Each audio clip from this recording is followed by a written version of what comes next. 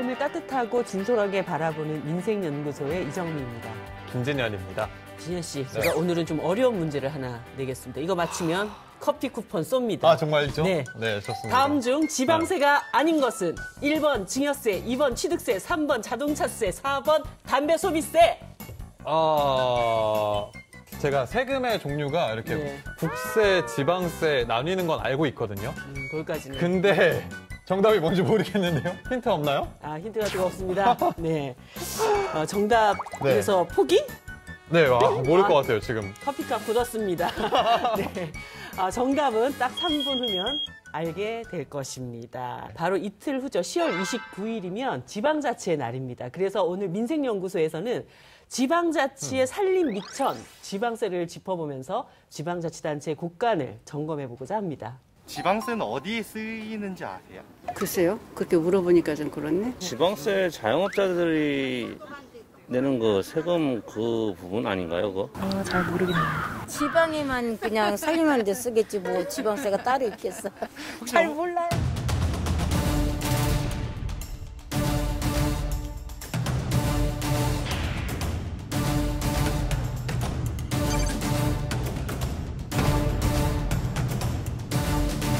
이것 좀 받아가실래요? 이것 좀 받아가세요. 뭐랄까 친구라도 가은 아니죠. 간편한 이동 수단? 저한텐 따릉이란 힐링이에요.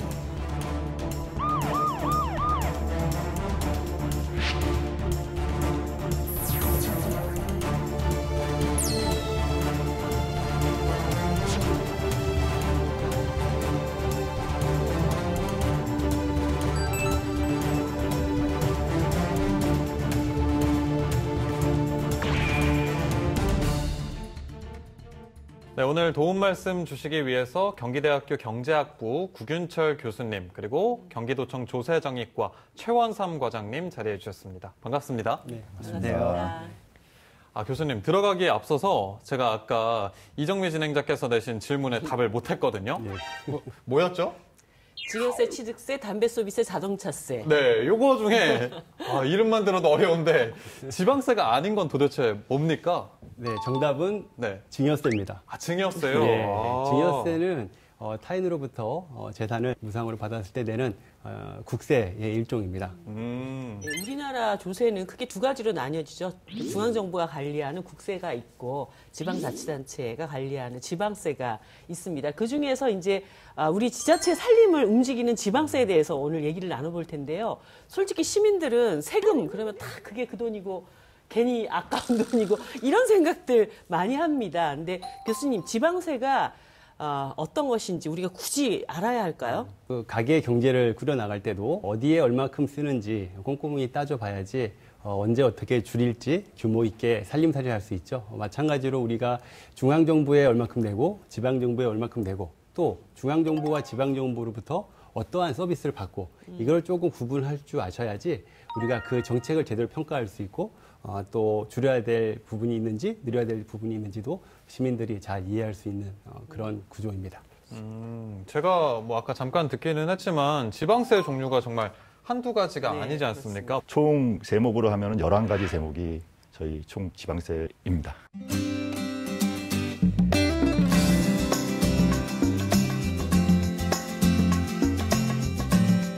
두 분의 MC님 집 앞에 방범 CCTV 있죠? 네, 있죠.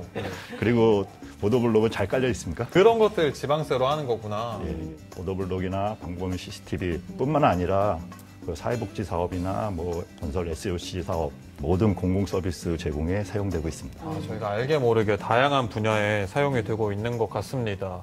이 지방세를 통해서 지역에 제공되는 공공 서비스, 지난 시간 동안 민생연구소에서도 꾸준히 짚어봤는데요.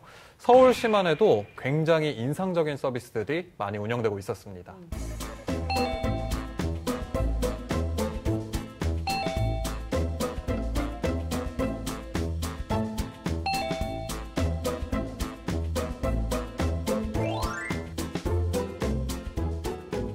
우리를 든든하게 한 서울시의 정책 3년 연속 1위에 빛나는 따릉이. 피디님, 근데 여기 따릉이 거치소에 따릉이가 한 대도 없는데요? 이름을 너무 예쁘게 잘 지은 것 같아요. 따릉이. 따릉이, 맞아요. 잠깐만. 지금 따릉이 반납하시는 거예요? 누구시죠? 저 TBS 아나운서 김진현이라고 합니다. 지금 따릉이 어디서 타고 오시는 길이에요? 헬스장에서 타고 오는. 운동하시고? 네. 평소에 따릉이 자주 이용하세요, 그럼? 네, 맨날 타다시피 하고 있어요. 매일? 네. 대중교통으로 좀 이제 다니기 좀 애매한 거리들을 다닐 때 많이 타고 다니는데요. 이제 이동하기도 편하고 교통비도 좀 절감할 수가 있어가지고. 그래서 거치소도 많고 그러니까 그냥 제로페이 같은 걸로 하면 싸더라고요. 따릉이를 제로페이로 결제하면 50% 할인이 되더라고요. 원래 저렴한데 거기에 더 저렴하게. 더 저렴하게. 바쁘시니까 마지막으로 한 가지만 여쭐게요. 네. 나에게 따릉이란? 제 에마죠. 에마? 네. 에마. 제가 자주 이용하기도 하고 네, 그러다 보니까 좀 애착이 많이 가서. 정말로 사랑스럽기도 하고. 그렇죠. 그렇군요. Rose and flows of angel hair and ice cream. 드라마에 나오시는 분 같은. 광고 한번 찍었습니다. 따릉이 광고. 저는 지금 1000만 서울 시민의 발이 돼주는 따릉이가 과연 어떻게 관리되는지 알아보기 위해서 서울시 공공자전거센터를 찾아가고 있습니다. 지금 저 멀리 거치된 수많은 따릉이들이 보이는데요.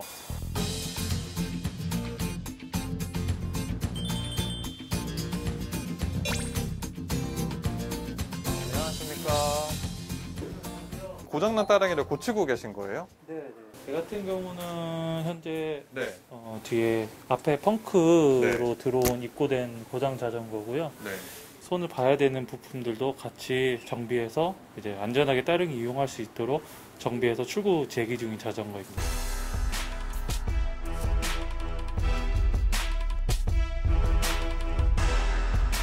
거칠게 타죠. 거칠게 타죠. 보면 내 게 아니니까 그런 것 같아.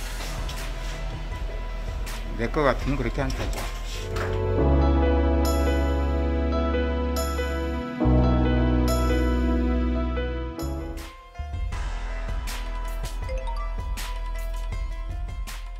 현재 보강 프레임이라든지 좋은 자재들이 많이 들어오고 있기 때문에 이제 3년에서 그 이상을 지금 바라보고 있습니다.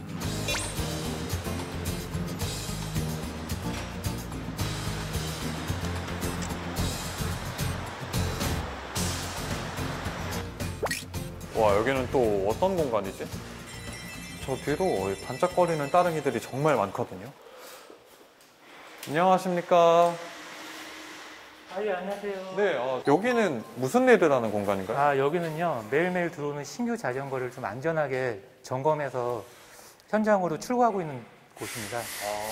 제가 알던 따릉이하고는 좀 다른 것 같은데요? 지금 안장 여기에 보면 시포스트라고 하거든요. 네. 이 부분이 예전에는 QR 방식으로 돼 있어서 조이고 푸는데 약간 어려움이 있었거든요. 맞아요. 지금 현재 같은 경우에는 안전하게 네발식으로 그냥 올렸다 내렸다 하면은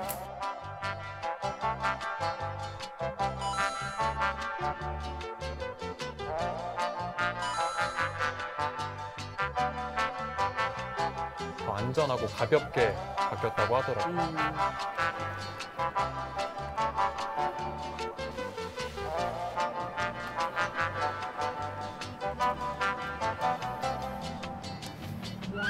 네, 저희가 시민 여러분께서 따릉이에 대해서 많은 궁금점을 가지고 계신데 팀장님을 모시고 이야기를 나눠보려고 하거든요. 서울시설공단 공공자전거 운영처 관리팀장 유영진입니다.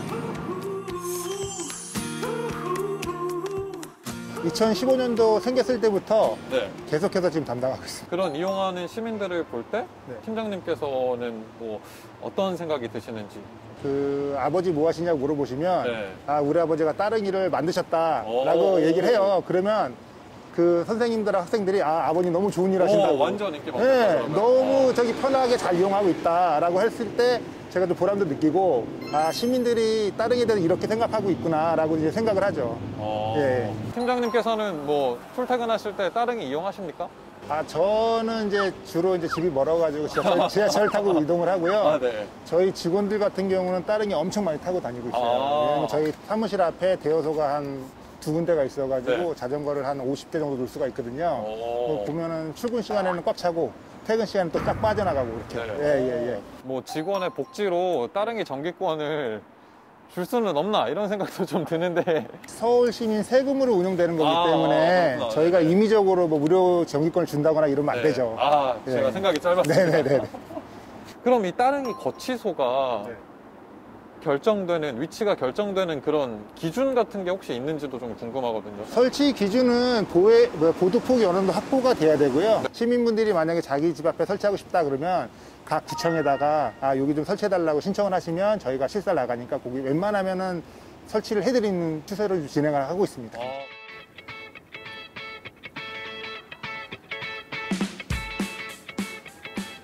뭐랄까 친구라도 가은 아이죠. 내 운동을 도와주니까. 간편한 이동 수단? 저한텐 따릉이란 힐링이에요. 저도 사실 자전거 타는 거 좋아하거든요. 그런데 인천에는 따릉이가 쿠키라는 이름으로 공영 자전거가 운영되고 있어요. 쿠키를 타고 가까운 곳은 이동할 수 있어서 정말 이렇게 편리하다는 생각을 많이 했었습니다. 쿠키구나. 네. 반려견 예쁘죠? 이름 같고 뭔가 네. 귀엽네요.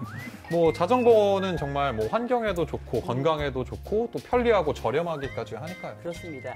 그런데 이렇게 서울 시내 교통수단으로 완전히 자리 잡은 우리 따릉이 매년 적자를 겪고 있다고 합니다. 이게 제대로 유지될 수 있을까 이런 걱정들이 굉장히 많은데 교수님, 이 운영에 차질을 빚게 되는 건 아닌가요?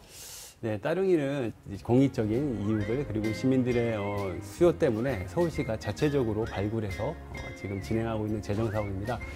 사실 서울시 같은 경우에는 재정 자립도가 가장 높은 지역이기 때문에 이 사업을 추진하는데 적자가 있더라도 큰 무리는 없어 보여요. 그런데 그 재정 자립도가 상당히 낮은 지역도 많이 있습니다. 인구 수가 적거나 노령 인구 비중이 높은 이런 지역에서는 재정 자립도가 한 14% 정도밖에 안 돼요. 그 말씀은 뭐냐면 그 자체 수입으로는 그 지역의 공무원 인건비도 감당이 안 되는 그런 지역도 있다는 거죠. 재정 자립도가 낮은 지자체에서는 뭐 따릉이라던가 여러 공공 서비스 사업을 진행한다는 게 쉽지는 않을 것 같은데요. 네, 맞습니다. 혹시 그 100원 택시라고 들어보신 적 있으세요? 100원. 네, 100원 택시. 택시비가 100원이죠. 네, 대중교통이 잘 구비되지 않은 그런 지역에서 특히 노인분들이 이제 택시를 통해서 읍면동으로 나올 수 있게 편의를 제공하는 서비스인데요. 자, 이런 사업 같은 경우에 지자체의 재정이 충분히 확보되지 않으면 유지하는 데 쉽지 않죠. 그렇지만 또 상대적으로 열악한 지역에 사는 분들은 우리는 뭐 낼 거 다 내는데 왜 옆 동네에서 받는 서비스가 우리한테는 왜 안 오냐? 이거 너무 불합리한 거 아니냐? 이런 불만을 가지실 수도 있을 것 같아요. 사실 우리가 2000년대 후반부터 복지 재정에 대한 수요가 급속히 늘어났습니다. 사회 각계각층에서 다양한 정책적인 요구들이 있어서 거기에 부응하다 보니까 실제로 써야 될 곳이 많아졌어요. 저희 경기도 같은 경우만 봐도 총 세수 28조 원 중에 12조 원이 그 사회복지사업으로 사용되고 있습니다. 사회복지사업에는 크게 두 종류로 나눌 수 있습니다. 첫 번째는 그 기초연금이라든지 아니면 생계급여와 같이 현금 급여가 있고요. 노인 일자리 제공이라든지 아니면 복지시설 지원과 같은 그런 사회 서비스 지원이 있어요.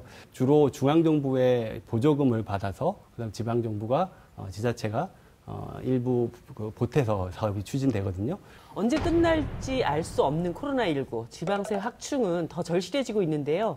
이런 상황에서 지자체 곳간을 사수하려면 무엇보다 기초가 흔들리지 않아야겠습니다. 맞습니다. 성실한 납세, 공정한 징수가 어느 때보다 중요한 시기입니다.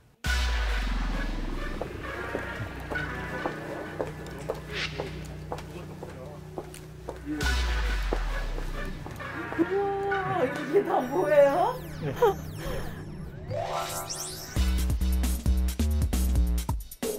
뭐예요? 돌? 압류된 것들. 양주, 수석. 이제 지방세, 네네. 고액 체납자들, 거기 이제 압류, 그 국내 물품들입니다. 기금속, 뭐 양주, 명품 가방들. 네. 이번에 좀 특이하게 수석도 좀 있네요. 이거 이제 제가 한번 감정을 해보니까, 뭐 이제 최고 한 40만 원, 또 이제 이 돌 하나에? 예. 싼 거는 한 10만 원짜리도 있고. 그러면 요 위에 있는 게 지금 한 200~300만 원어치 되네요? 그렇죠. 여기 있는 이것들은 다 몇 집 정도에서 나온 거예요? 제가 이제 한 30여 집. 30여 집에서. 네, 그 중에서 이제 가택수색을 했는데요. 이렇게 이제 나온 거예요. 거기에서 이제 돈 안 내신 분들 골프채, 양주, 그 명품 가방 이것도 있어요. 상품권. 네. 일부 또 예. 체납자들이 이제 뭐 은행이나 이런 데 있으면 이제 압류가 되니까 예. 이제 집에 세상에 현금이나 은행에 돈 안 넣어놓고 상품권으로 다 바꿔가지고 그런 경우가 명품 가방 사려고 세금은 안 내고 맞습니다. 정말 너무하네. 네. 사실 저 상품권은 현금 아니에요, 현금. 공매를 해보면요, 네. 그 상품권, 뭐 금부치 이런 부분이 인기가 좋습니다. 이때까지 본 것 중에 최고로 이런 것도 있어 했던 건 어떤 저희가 지난해 벤틀리 차량을 7천만 원에 공매한 게 7천만 원? 내가 할 걸.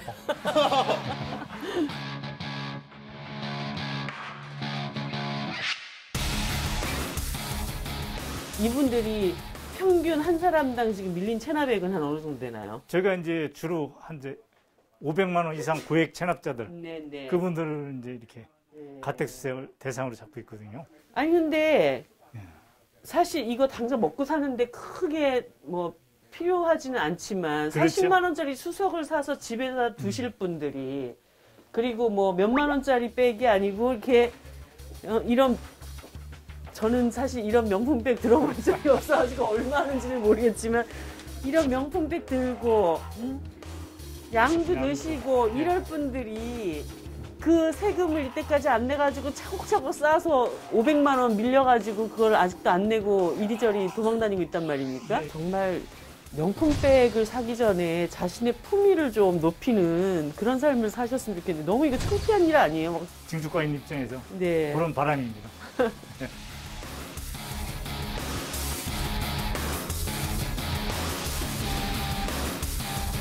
근데 세금 안 내가지고 집에 있는 거 저런 거 다 압류당하고 너무 창피할 것 같아. 창피한 걸 모른다는 게 문제죠.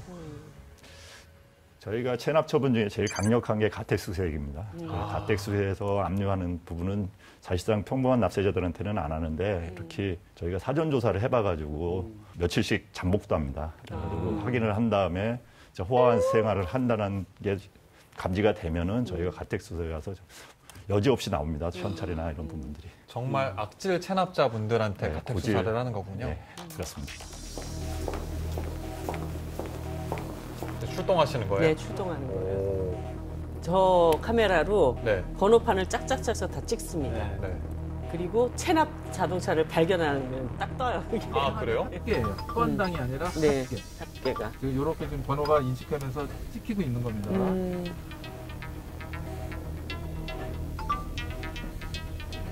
운전만 하기도 힘든데. 네, 여러분 지금 현재 자료가 나왔죠. 어머, 여기 체납된 사람이 시청에다가 주차를 했단 말이야? 실장인데. 설마 시청 직원은 아니죠? 모를 일이죠. 저희 공무원이 체납하는 경우 같은 경우는 저희가 도에서 다 걸러내고 있습니다. 다행입니다. 아닙니다. 공무원들은. 그 금액이 이제 차량이 있고 금액이 나와. 요거는 이제 기본적인 자료만 나오는 거고 저희가 이제 요거로 조회를 해요. 그러면 지금 보시면은 금액이 27만 9,440원이에요. 30만 원이 안 되기 때문에 영치에는 대당이 안 돼요. 야, 근데 거의 30만 원 가까이 체납하시고 시청에 오셨네. 대단하신 분이. 여기에 이제 가산금이 있으니까 몇 달 지나면은 30만 원이 넘어가면 나중에 이제 영치 대상이 되는. 세금 내러 오신 거 아닐까?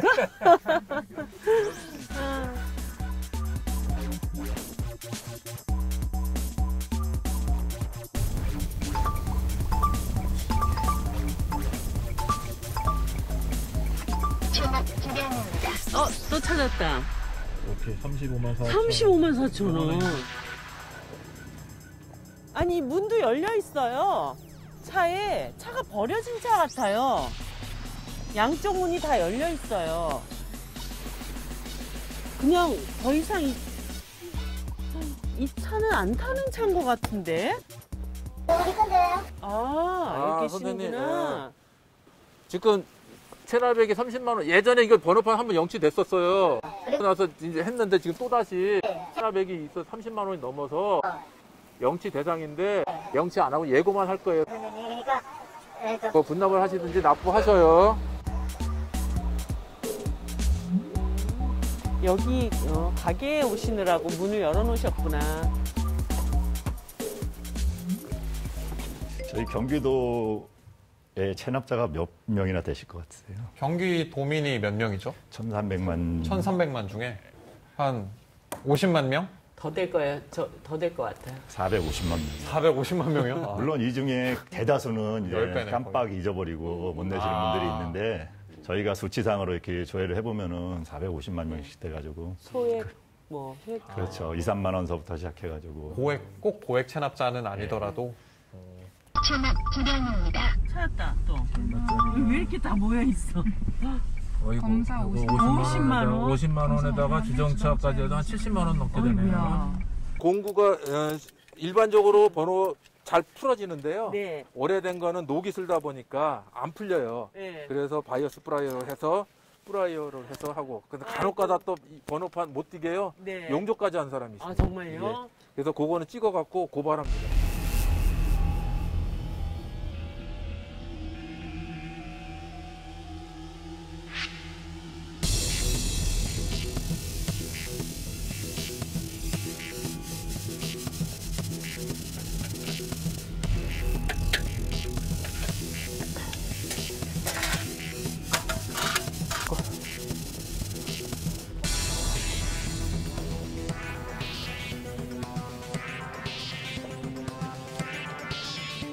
요건 지금 체납이 지금 돼 있거든요. 이제 체납 금액이 이렇게 쫙 나온다고요. 여기가 있네요. 예, 예. 그럼 지금 61만 8,440원이 예, 체납돼 있습니다.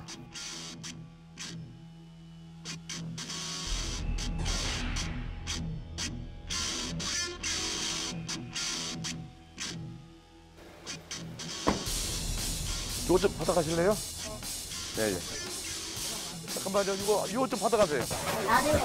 아니, 이걸 받아가시라고. 그럴까요?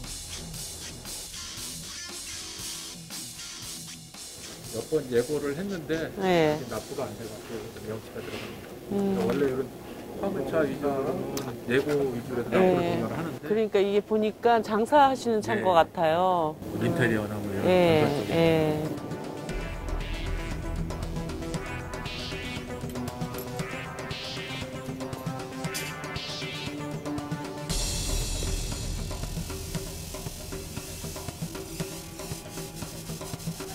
여기 무슨 배관 수리 뭐 이런 거 하시는 차인가 봐. 응? 예.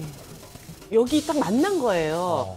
근데 사실 한 35만 원 정도를 바로 입금을 하면 영치를 안 당해도 되는 정도의 금액이었는데 네.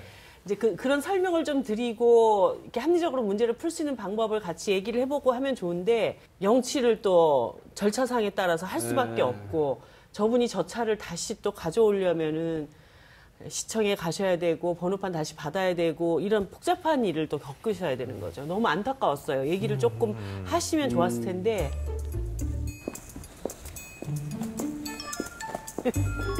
아이고, 아이고.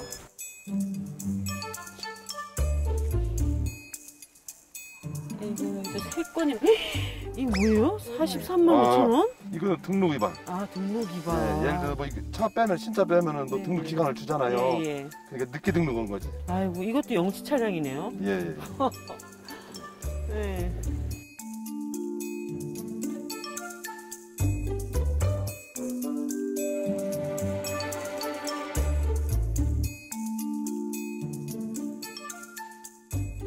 근데 이제 이렇게 영치가 당했잖아요. 예, 예. 번호판이 없는 상태로 차량을 운행하면 어떻게 되나요? 아, 이건 형사입건 건이라 알고 있습니다. 형사입건. 예. 요것은 이제 경찰에 네네. 예, 단속됩니다. 그러니까 절대 안 되는 거네요. 안 저거는. 되죠. 그러셔야 될 것 같아요. 여기가 1층이고 저쪽이 2층인 것 같습니다.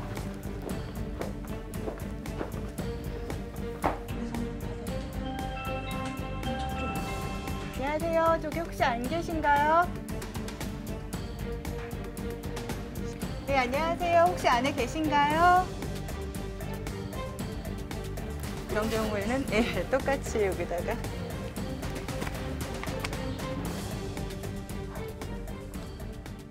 코로나19의 영향이 체납 징수에까지 미칠 거라고는 사실 예상을 못했었거든요. 체납액이 계속적으로 증가하고 있는 그런 상황으로 봐야겠네요. 통계상으로는 지금 체납액이 증가하는 거는 아닌데요. 네. 지금 고액 체납자가 증가되는 부분이 제일 지금 문제입니다. 납부 여력이 있는데도 불구하고 그 세금을 안 내가지고 상습 체납자들이 있거든요. 거기다 플러스 알파로 체납되는 사람들이 계속 발생한다는 게 또 문제가 됐거든요. 수석은 사다 쌓아놔도 네네. 세금은 안 내는 분들. 네. 제가 듣기로는 이 고액 체납자가 또 수도권에 집중되어 있다고 들었습니다, 교수님. 네, 아무래도 그 세금을 낼 여력이 있는 세원이 풍부한 지역이기 때문에 아무래도 수도권에 이런 고액 체납자가 많이 있는 것 같습니다. 실제로 2016년 행안부 홈페이지에서 여러분들 확인할 수 있는데요. 고액 상습 체납자 명단을 보시면 수도권의 체납액이 58.2%를 차지하는 것을 알 수 있습니다. 절반 이상이네요. 그러니까 전국에. 고액 상습 체납자들이 가만 보면 영리하다고 해야 되는지 영악하다고 해야 하는지 영악하다고 해야겠죠. 네, 완전히 법망을 싹싹싹 피해 다니면서 세금을 끝까지 안 내는 이런 일들이 계속 발견이 되거든요. 저희 그 내부에서는 속칭 그냥 새꾸라지라고 표현을 합니다. 새꾸라지. 세금 미꾸라지. 네. 새꾸라지. 그 성실한 납세자의 편승해서 흙탕물을 일으키는 분들은 새꾸라지라고 저희가 표현을 하고 있는데 가택수색을 해서 그분들의 집에 들어가 보면은 현금을 뭐 5만 원짜리로 다발로 갖다 놓고 뭐 장롱 속에 막 이런 데 있나요? 장롱 속에 영화처럼? 개인 금고 갖다 놓고 김치독에다 감춰놓는 분들 있고 그래서 그런 분들은 압수를 한다고 이제 돈을 꺼내놓으면은 그 자리에서 바로 3천만 원, 5천만 원 이렇게 납부를 하시는 분들이 5만 원 다발로 그 자리에서 그냥. 그걸 왜 그렇게 해? 그래서 저희도 김치도개까지 묻어가면서 세금을 안 내시고. 저희가 가택수색하기 위해서 엄청난 행정력이 낭비되거든요. 그래서 진짜 성실납세자들한테는 새꾸라지일 수밖에 없는. 그러니까 체납액만 받아가는 게 아니라 더 혼을 내줘야 될 것 같아요. 다양한 수법으로 법망을 피해가기도 하고 최근에는 신종 체납자도 발생했다고요. 유튜버들이 많이 늘어나고 있는데 매달 한 700만 원의 광고 수입이 들어오는데도 불구하고 그 지방소득세 1,800만 원 안 내시고 버티시는 분이 있어서 저희 그 수익금에다 압류를 해서 지금 징수를 하고 있습니다. 징수를 하셨습니까? 예. 다행입니다. 저처럼 이렇게 꼬박꼬박 세금 잘 내는 사람들 입장에서는 철저하게 징수를 해야 될 것 같습니다. 성실 납세자들 같은 경우 이런 얘기를 들으면 굉장히 억울해하는 분들이 많을 것 같아요. 뭐 개인의 억울함을 끝나면 좋겠지만 이게 사회 전체적으로 큰 악영향을 미친다는 게 문제입니다. 아시다시피 일부지만 합법적이지 않은 방법으로 안 내는 게 어떤 능력이라고 오해하시는 분들이 있긴 한데 아주 일부지만요. 그런 분들이 고액 상습 체납자가 되시는 것 같아요.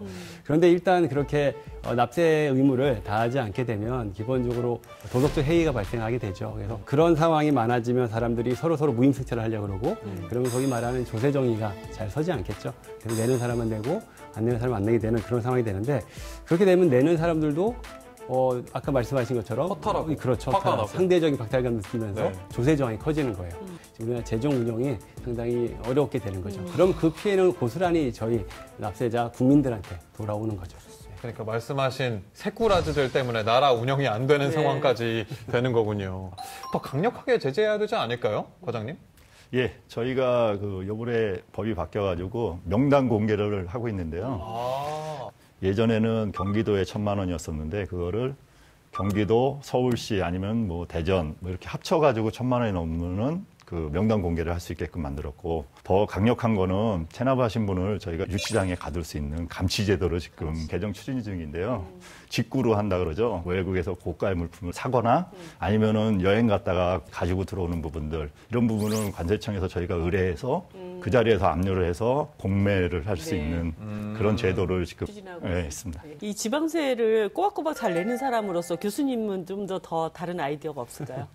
제가 어떻게 생각해 보니까 그래서 저희가 매달 그 주기적으로 받아보는 세금 고지서, 그 뒷면에 일부 할애해서 고액 체납자들의 명단을 공개하는 게 어떻겠나라는 생각을 해봤습니다만은 동네 현수막에 걸어 우리 동네 체납자 탑10. 저도 한 가지 생각해 보면 그 아까 번호판을 떼셨잖아요. 네. 그럼 고액 상습 체납자들은 번호판 색깔을 좀 달리해서 운전을 하실 때 좀 부끄러움을 알아야 진짜 낼 것 고속도로 같거든요. 다니는데 저 체납자예요. 저거 체납자들이 탄 차다. 뭐 이런 거를 하면 저 체납자인데 벤틀리 타고 있어요. 이렇게 되는 그러면 거죠. 빨리 내지 않을까 이런 생각이 드는데요. 이렇게 능력이 있는데도 세금을 내지 않는 사람이 있는 반면에 경제 상황이 어려워진 탓에 실제로 돈이 없어서 지방세를 내지 못하는 생계형 체납자도 분명히 존재합니다. 이 역시 우리가 함께 고민해봐야 할 문제가 아닐까 합니다.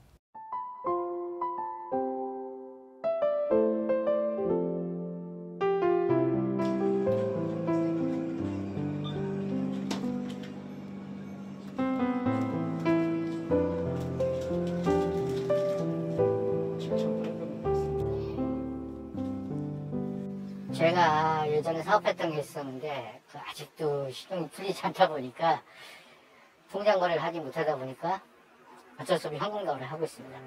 아, 카드를 사용하지 못하셔서 현금을 이용하시는 거구나.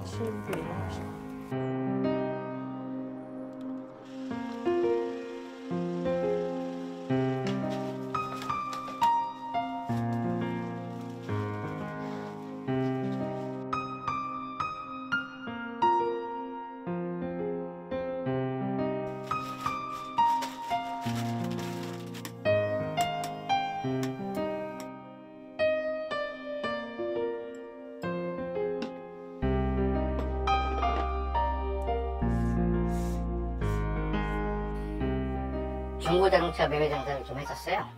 이제 차량도 한 50대 정도 좀 무리하게 좀 확장을 하다 보니까 좀 무너졌어요. 그러다 보니까 이제 법인 다 날리고 그때 돈은 한 1억 정도 된 것 같더라고요. 나머지는 다 어떻게 정리를 했는데 그 부분하고 이제 건강보험, 무료보험 쪽 있죠? 그걸 좀 정리를 못했어요. 저게 이제 체납액이 되셨구나.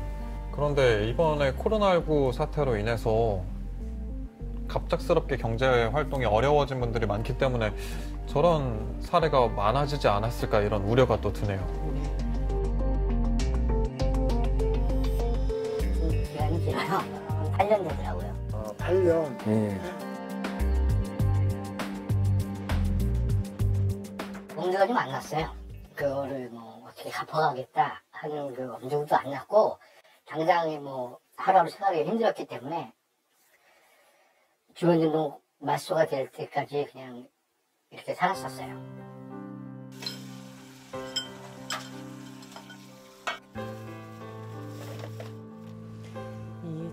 한 번의 실패가 인생 전체 실패가 되지 않는 그런 사회를 만들어야 되는데. 경제적으로 재개할 수 있는 제도가 필요합니다. 네. 힘들죠. 있는데 그거를 갚아가야 제가 하고 싶은 일을 할 수 있으니까 어떻게든 그걸 갚아가야겠죠. 코로나19가 우리 일상을 송두리째 바꿔놨죠. 더구나 이렇게 하루 벌어 하루 생활하시는 분들께서는 더 암담하실 텐데요. 어떻게 좀 도움드릴 방법이 없을까요? 저희가 체납을 했다는 상태는 벌써 경제적 안정이 안 됐다는 게 표시가 되기 때문에 그분들을 소액 위주로 이렇게 찾아다니면서 나가보면은 진짜 생계가 어려우신 분 이런 분들은 복지부서에 또 연결을 해주고 그분들의 생활 요건들을 판단해서 심사를 해서 지방세를 면해줘서 경제적 압박감을 좀 더 최소화할 수 있게끔 그런 제도를 지금 운영하고 있습니다. 그런 제도가 있군요. 네, 그 제도가 실제로 작동을 해서 도움을 받으시는 생계형 체납자들이 있습니까? 네, 제가 직접 나가서 실태조사를 한 사항인데 네. 체납세가 2만 원 정도 체납이 돼 있었습니다. 2만 원이요? 네, 주민세 2만 원이 체납돼 있는데 그분이 나가보니까는 컨테이너에 살고 있는데 컨테이너 지붕이 다 내려앉아가지고 비가 새고 있고 공사장에 다니다가 지난해에서 2년 전에 다리를 다치셨대요. 긴급 생계 복지 연결을 해줬고 컨테이너를 다시 좀 수리할 수 있게끔 그 지원을 해줬습니다. 이분이 생계비가 18만 원 정도 나왔는데 그중에 2만 원을 띄워서 체납세를 저희가 결손 처분을 해야 되는데 아파하셨더라고요. 그러니까 저희가 보면서 진짜 가슴이 뭉클했습니다. 이런 제도가 좀 더 빛을 보기 위해서는 실태조사도 필요한 건 물론이고 어려운 상황에 처한 납세자들께서도 이렇게 나는 진짜 내기가 어렵다. 적극적으로 좀 나서실 필요가 있을 것 같은데요, 과장님. 네, 맞습니다. 이런 실태 조사도 전체를 다 할 수 있는 건 아니기 때문에 저희가 그 어려운 사항이 있으면 납세 보호관 제도라는 게 있습니다. 국번 없이 110번을 누르시면은 110번. 이 110번은 전국에 어디든 다 됩니까? 네, 똑같습니다. 네. 110번 꼭 잊지 마시고요. 네, 근데 또 한편에서는 이렇게 감면해주고 유예해주고 그러면 또 지방세의 적자가 발생하고 지방재정이 또 나빠지고 이런 그 악영향에 대한 걱정들도 많이 있을 것 같습니다, 교수님. 그렇죠. 뭐 직접적으로는 지방 재정에 악영향을 미치긴 하겠죠. 그런 지원을 통해서 적자를 보더라도 우리는 그것은 착한 적자라고 우리가 표현을 하잖아요. 착한 적자. 네, 그런 것처럼 필요한 부분은 꼭 우리가 또 지원을 해주고 감면을 유지할 필요가 있죠. 다만 이제 이게 올해 한 해만 하고 끝나는 문제가 아닌 것 같아서요. 내년부터는 조금 더 감면을 해주거나 지원을 해줄 때 올해의 사례들을 면밀하게 검토를 하고 연구를 해서 보다 효율적이고 효과적인 방법이 뭔지를 생각해서 내년에 후년에 집행을 한다면 보다 더 지방 재정이 알뜰하게 잘 쓰일 수 있을 거라고 생각을 합니다. 지방정부의 행정적인 노력도 필요하지만 이 지자체의 곳간을 지키기 위해서는 곳간지기, 바로 우리 주민들의 역할이 무엇보다 중요한데요. 예, 맞습니다. 지역의 살림이 잘 돌아가고 있는지 때로는 살벌하게 째려보고 불같이 혼내고 또 잘하면 칭찬도 해주면서 감시를 해주셔야겠죠. 오늘 마지막으로 그 역할을 아주 잘하고 계시는 곳간지기 분들을 만나볼까 합니다. 지금 화상으로 연결되어 있는데요. 안녕하세요. 안녕하세요. 안녕하세요. 네, 처음 뵙겠습니다, 어르신들. 거기가 어디예요? 여기 동호경로당이에요. 동호경로당? 예, 그 중구 약수동에 있는 경로당. 약수동. 아, 네네. 동호경로당. 네. 제가 요즘 소문을 듣자 하니까 어르신들께서 세금이 허투루 쓰이지 않도록 동네를 굉장히 잘 지키고 계신다고 들었습니다. 우리 주민들의 의견을 들어서 꼭 필요한 데 쓸 수 있도록 네. 관리를 합니다. 네, 대체 우리 어르신들께서 무슨 일을 하시는 건지 너무 궁금한데요. 바로 확인해 볼까요? 안녕하십니까. 민생연구소 김교환입니다. 오늘은요, 제가 서울 중구에 나와 있습니다. 왜 나왔냐고요? 지방자치단체의 곳간을 지키는 지기지기 곳간지기들을 만나러 왔거든요. 듣자하니 한두 분이 아니라고 합니다. 이 지도에 그분들에 대한 단서가 좀 나와 있다고 하거든요. 그분들이 어디서 뭘 하고 계신지 직접 만나러 가보겠습니다. 출발!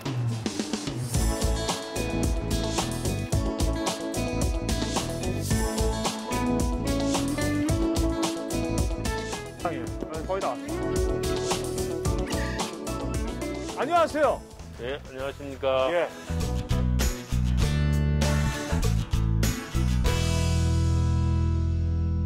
빨래방을 직접 제안을 하셨다고 이렇게 들었어요. 외관상은 그냥 누가 봐도 그냥 일반 컨테이너 같은데요? 예, 안에 들어가 보시면요. 예. 건조기, 세탁기 등 무료로 동네 어르신들을 위해서 이용할 수 있게끔 만들어 놓은 곳입니다. 돈자라고요? 네, 그렇습니다. 일단 알겠습니다. 그게 여기라고요? 네네. 일단 들어가 보시죠. 가시죠. 주적 공짜예요? 꽤나 비용이 많이 들거든요. 저도 가끔 사용하곤 하는데 주변에 뭐 이불 빨래. 네, 저거. 빨래방들을. 네. 우리 집 세탁기 너무 작아서 이불 빨래 하려면 힘들어. 빨래방이 있다는 얘기만 듣고서 여기 왔는데 진짜 세탁기랑 이게 다 있네요. 예, 얼마나 편리하고 좋은지 몰라요. 댁에서도 빨래 하실 수 있잖아요. 그래도 여기서 하는 게 더 좋아요. 말리잖아요. 건조기가 있으니까. 예. 저거는 예, 네, 가져갔어요, 지금. 잠시만요. 이게 그러니까 어머님이 지금 갖고 오신 거. 그냥 진짜 말 그대로 한 보따리는 한 보따리. 뭐 갖고 오시는지 좀 봐도 돼요? 예? 네. 빨래. 누구 거예요, 이거? 둘이. 둘이 합쳐서. 아이고, 이불 빨래 이렇게 가셨구나. 예. 아무래도 이게 이제 댁에서 이불 빨래 하기 좀 여의치가 않죠? 예, 말리기가 저거 했어요. 말리기도 그렇고. 이렇게 세탁기 크지도 않고요. 그러니까 어머님들 이렇게 좋아하시는 모습 보면 어떠세요? 흐뭇하죠. 근데 어떻게 이런 빨래방을 만드실 생각을 하신 거예요? 복지관 앞쪽에 보시면은 호박마을이라고 아주 낙후된 지역이 있습니다. 거기에 거주하시는 우리 어르신들이 몸도 마음도 다 불편하신 분들이 많이 계시고 허리도 아프신 것 같은데. 맞아요.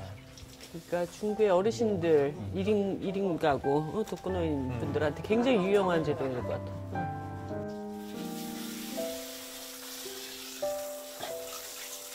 이렇게 이제 막 빙을 칠해가지고.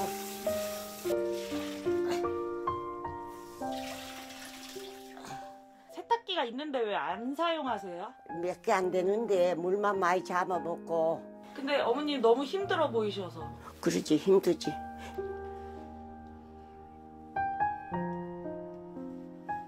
아, 이제 약간 너무 괜찮은 재료다 저거. 또 거동이 불편하신 분들께는 직접 배달까지 해주나 봐요. 아, 이 집이요? 네. 아, 네네. 혹시 안에 계신 것 같아요? 네, 계실 겁니다. 안녕하세요. 제 빨래 가져왔습니다. 네, 아이고. 안녕하세요. 안녕하세요. 안녕하세요. 안녕하세요. 예. 예. 저희가 지금 이제 빨래 된 거를 이렇게 갖다 드렸는데 어떠세요?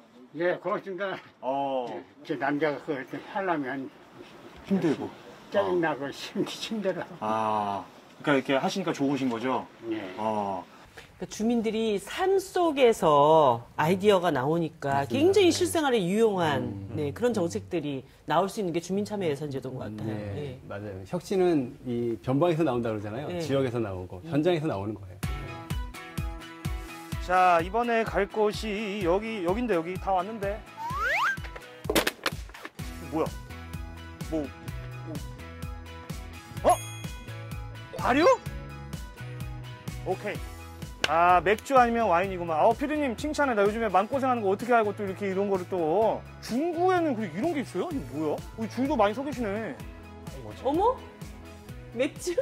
저거 지금 맥주 받는 거 맞죠, 어머니? 안녕하세요. 맥주가 아니고요. 네. 아주 좋은 겁니다. 여러 가지 가정생활에서. 그럼 맥주보다 아주 좋은 거면은 막걸리인가요? 아니, 모든 걸 하다 보니까 너무 깨끗하고 너무 감성 고마운 거죠. 그리고 우리가 어쨌든 잘해야 이 다음에 우리도 후손 세에서도 뭐든 저희가 좋아질 것 같아요. 그러니까 어머님이 약간 좀 방송을 아시네. 끝까지 얘기를 안 하셔요. 궁금증을 자꾸 유발시키시는데 아니 대체 그 좋은 게 뭔데요? 거품도 덜 나면서 깨끗해지고 또 설거지 같은 데도요. 네. 집에서 가정에 틀을 많이 쓰고 있잖아요. 그렇죠. 네, 근데 그에보다는 너무 좋다는 거죠. 그러니까 저게 지금 받아가는 게 세제예요? 네, 세제 바로 얘기예요.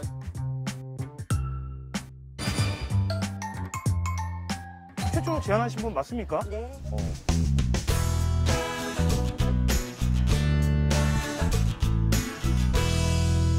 보시다시피 EM이 너무 효과가 좋아서 네. 저희 주민들이 많이 무료로 사용할 수 있도록 제안을 했습니다. 직업이 그럼 환경 운동단체 이런 데서 근무하시나요? 그건 아닌데요. 좀 어쨌거나 환경을 살리려고 노력을 하는 사람 중에 한 사람입니다. EM 들고 지금 어디 가시는 거예요? 저 플라스틱 사용량도 훨씬 줄겠다. 가서 직접 받아오니까. 그렇죠. 안녕하세요. 안녕하세요. EM 배달 왔습니다. 예, 마침 딸에서 제가 바꿨습니다. 마침 떨어졌는데, 아유, 다행이네요. 네, 제 것까지 가져왔어요. 뾰로롱. 아니 그러니까 주시니까 입긴 입었는데 간다 기환이가 간다 다시 부활하는 거예요 뭐예요? 갑자기 또 이렇게 일을 시키고 그래.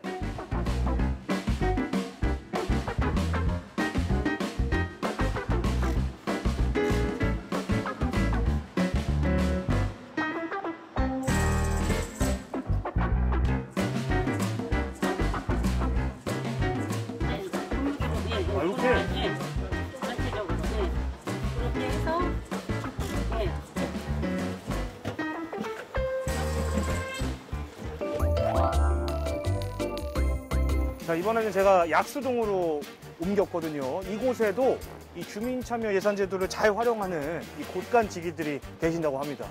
근데 이분들이 어디 계신 거예요? 이게 지금. 와, 저 뭐야? 저기 가야 돼요? 오랜만에 불러줘서 기쁜 마음으로 나왔더니만 알바 시키고. 그래서 민생이 싫다, 좋다. 좋다.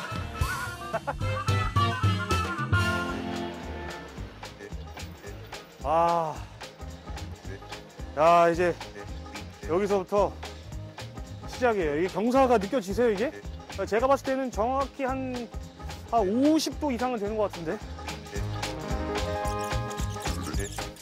딱 지금 적절한 타이밍에 지금 딱 의자가 있죠? 어머머. 저 벤치가 있는 게 너무 웃긴다. 아니, 우리 튼튼한 기환 리포터도 저렇게 올라오면서 몇 번이나 쉬었다 가는데 어르신들은 얼마나 힘드시겠어요. 저 겨울에는 겨울 정말 위험도 할 것 같은데. 보이시죠? 쫙 이 경사. 안녕하세요.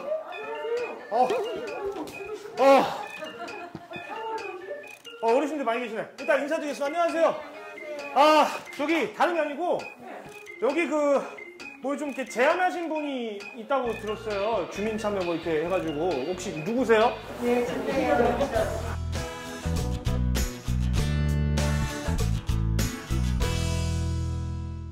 아이고 어머님들 저 아직도 이 지금 다리 근육이 이 젊은 저도 이 지금 막 장난 아니에요. 엄청 땡겨요. 힘들죠? 네. 정확히 뭘 제안을 하신 겁니까? 우리 동네 에스컬레이터 하나, 우리는 처음 에스컬레이터 하나 놔주면 어떠냐고 그랬는데. 그쵸. 네, 그랬거든요. 그랬더니, 그게 주민들이 서들면은 빨리 할 수가 있으니까, 우리도 힘써볼 테니까, 동장님이 힘써볼 테니까 해라.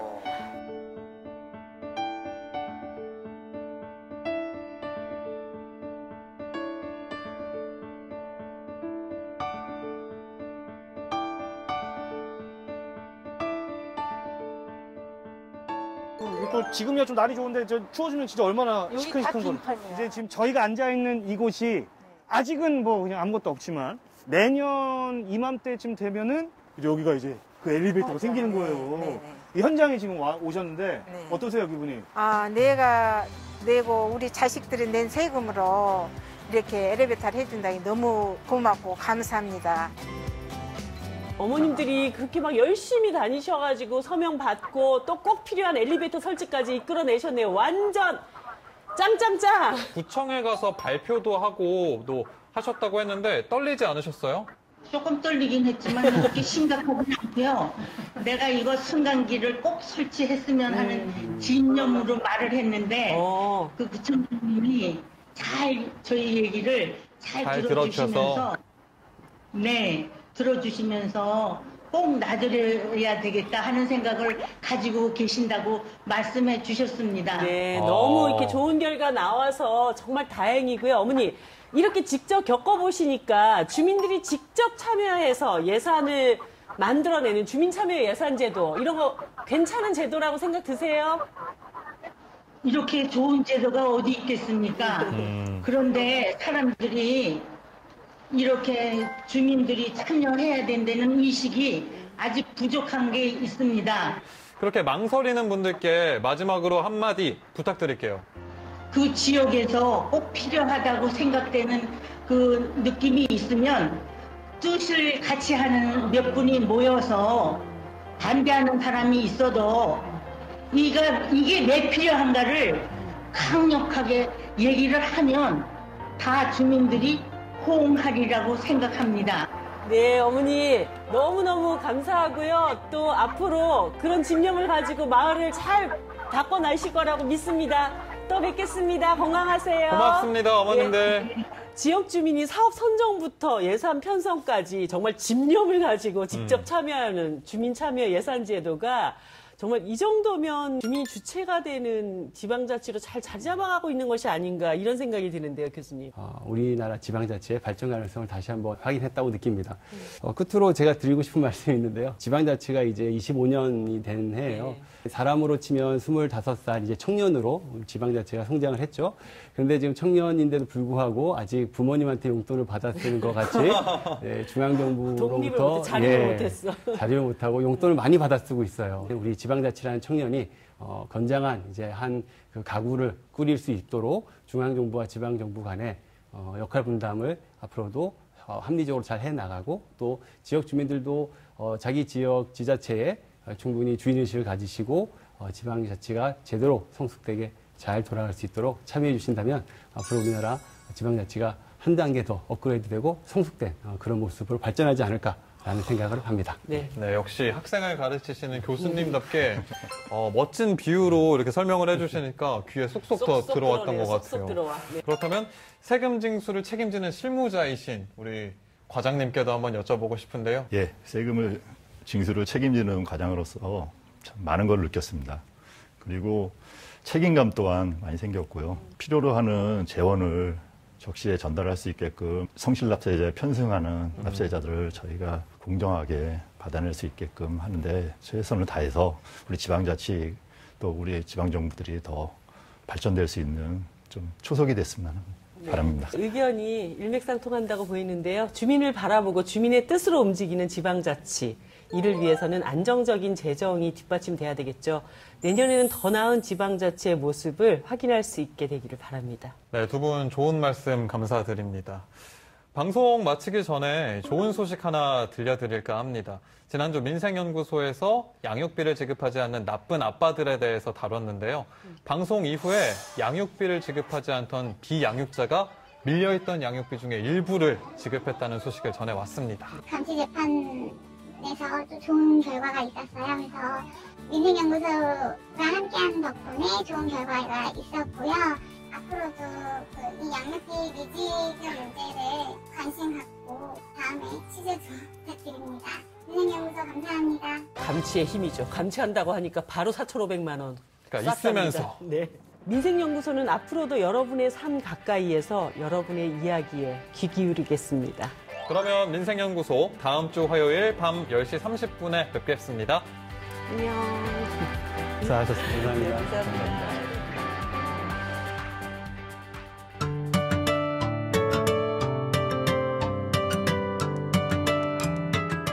아이들 놀이터는 좀 많이 있으면 좋겠어요. 아파트 단지는 있는데 주택가 같은 데는 그게 좀 드물잖아요. 부모들이 맞벌이를 할 때 이제 어린이집 말고도 이제 좀 뭔가 보육을 지원할 수 있는 그런 센터 같은 게 좀 많이 생겼으면 좋겠어요. 살고 있는 주민들한테 이렇게 공원 같은 거나 문화적인 혜택으로 요즘 사고가 많이 나니까 CCTV를 조금 더 활성화시키고 서민들을 위해서 이렇게 공공시설 이런 것들을 조금 더 좋게